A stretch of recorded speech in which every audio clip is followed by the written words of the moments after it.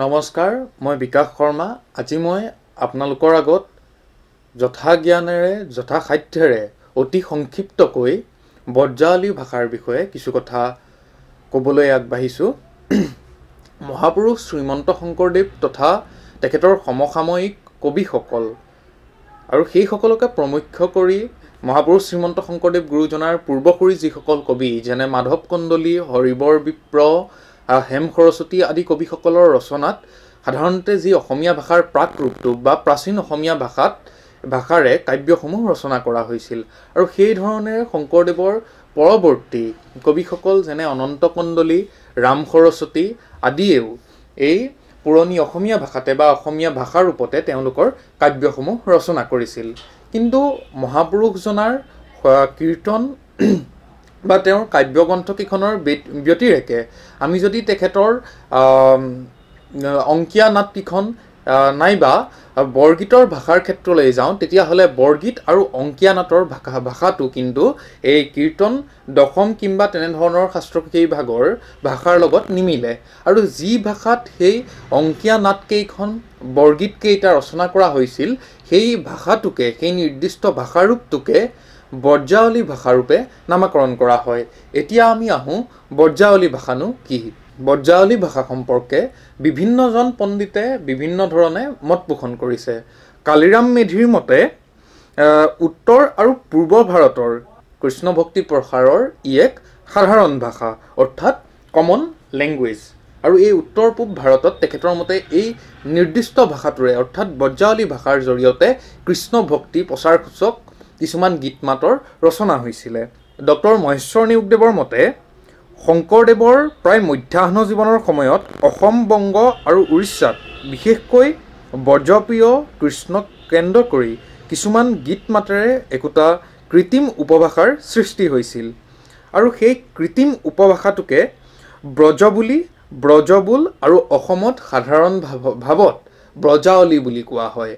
অৰ্থাৎ মহাপুৰুষ শ্ৰীমন্ত শংকৰদেৱৰ যি সমসাময়িক সময়ছোৱাত গোটেই আমাৰ উত্তৰ পূব ভাৰতত একোটা বিশেষ ভাষাৰ জৰিয়তে শ্ৰীকৃষ্ণৰ, বিশেষকৈ সেই গোপৰূপী শ্ৰীকৃষ্ণৰ অৰ্থাৎ শিশু কৃষ্ণৰ লীলা বিষয়ক গীতমাতসমূহ প্ৰচাৰ কৰাৰ বাবে একোটা বিশেষ ভাষাৰ সৃষ্টি হৈছিল। আৰু সেই ভাষাটোৰ জৰিয়তে যিসমূহ কাব্য, গীত, মাত, নাট আদিৰ ৰচনা হৈছিল, সেই ভাষা বা সেই ভাষাৰূপটোকে ব্ৰজাৱলী ভাষা বা ব্ৰজভাষা বুলি কোৱা হয়।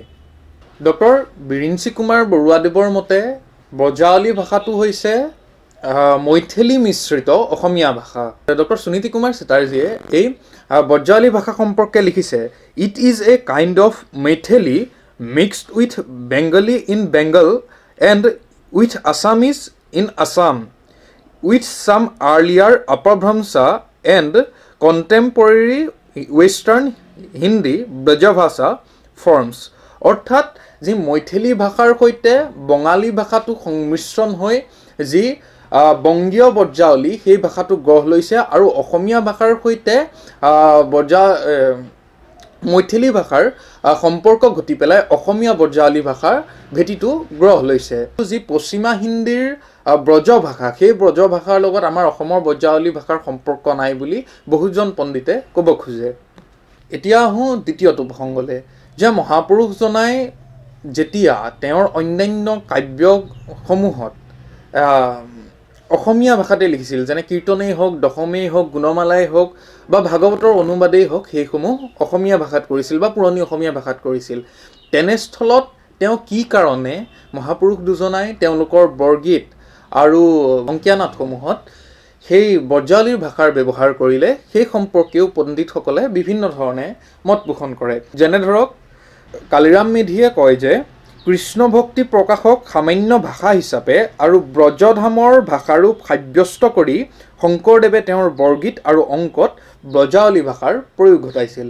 অৰ্থাৎ কৃষ্ণ যিহেতু সেই ব্ৰজধামৰ আছিলে, সেইবাবে তেওঁৰ ভাষাটো যিহেতু সেই ব্ৰজধামৰ লোকসকলৰ মুখৰ কথিত ভাষা হ'ব, সেইটোকে হয়তো সাধাৰণ লোকক বোধ জন্মোৱাৰ উদ্দেশ্যে সেই ব্ৰজাৱলী ভাষাটি কৃষ্ণৰ মুখত মহাপুৰুষজনাই তুলি ধৰিছিল।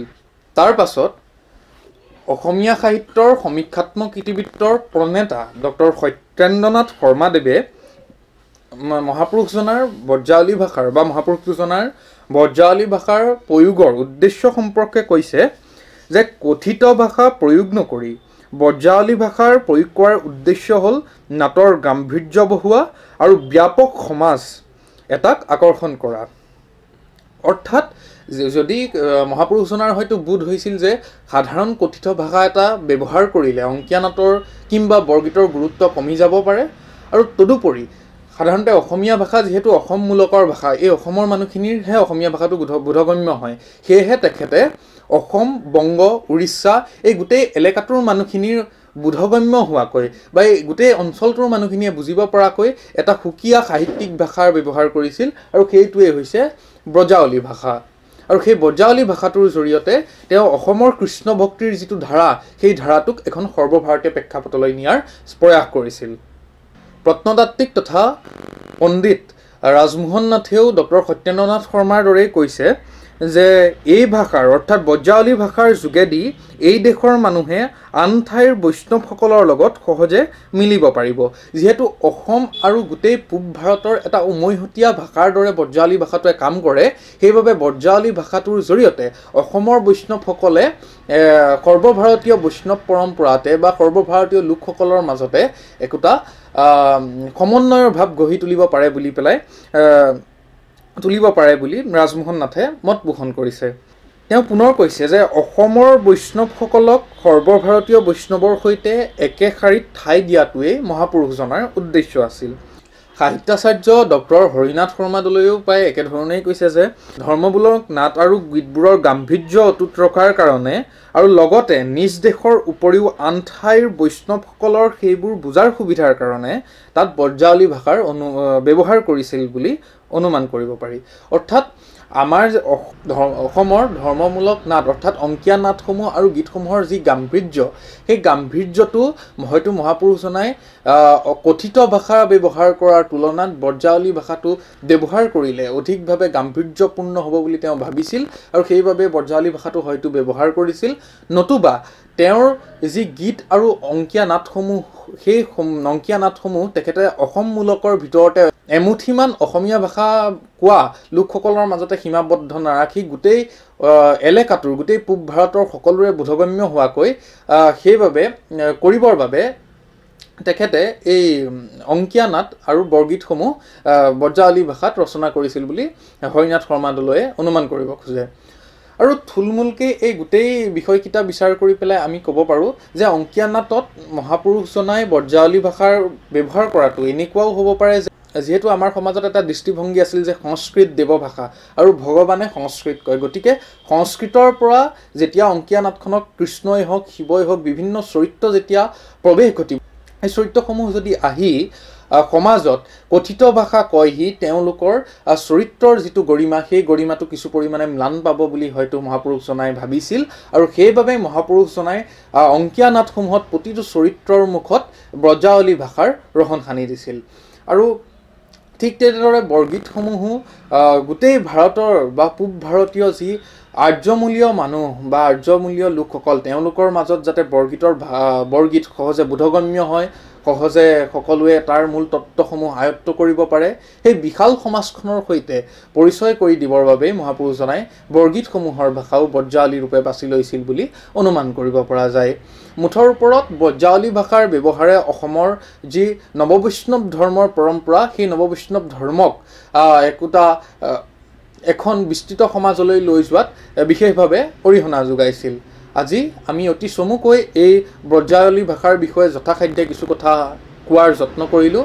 যদি অনাকাংক্ষিতভাৱে কিবা ভুল ত্ৰুটি হৈছে তাৰ বাবে মই কৰজোৰে আপোনালোকৰ ওচৰত ক্ষমা প্ৰাৰ্থনা বিচাৰিছোঁ, আৰু ইমানকে কৈ এই আলোচনাটোৰ পৰা মই বিদায় মাগিছোঁ।